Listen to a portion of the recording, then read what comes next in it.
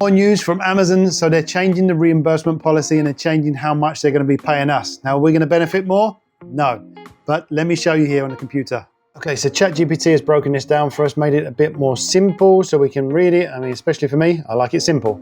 So they're going to be paying based on manufacturing costs, right? Any reimbursements. This is before the product is sold. Okay, we'll get down what happens to after the product is sold in a bit. But before the product is sold, it's going to be based on the manufacturing costs.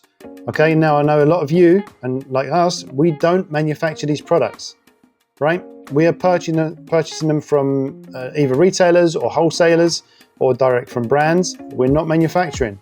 So Amazon are going to do an estimate basically, and they're going to automate paying on the manufacturing cost, so their estimate.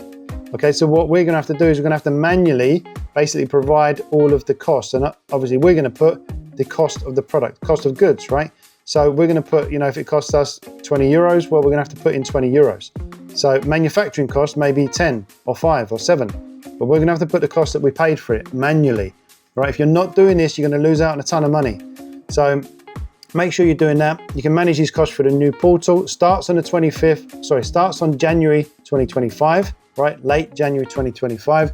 So by mid-January, you're going to have to make sure you've manually put in all of your costs of the products, okay?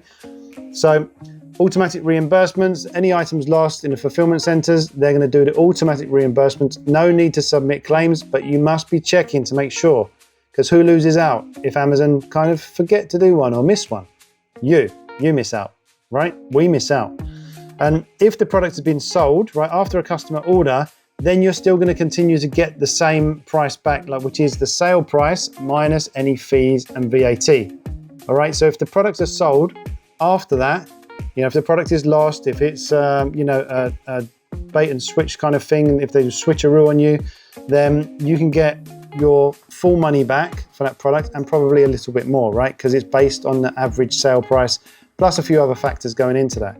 So make sure that you are doing this before mid-January, right? Enter your manufacturing cost or basically your cost of goods, right? You got to enter it manually. Otherwise, you're going to start losing out. And if you're not tracking this, we track everything, all reimbursements, right? Any lost products, we track them all. So just to make sure we get our money back, because it adds up literally to like 10,000 euros plus every single year for us, right? You don't want to be losing out on that money, okay? Because it's a lot of work to sell 10,000 euros worth of product, right? Or profits, okay? So make sure you're doing this, guys. Any questions, let me know.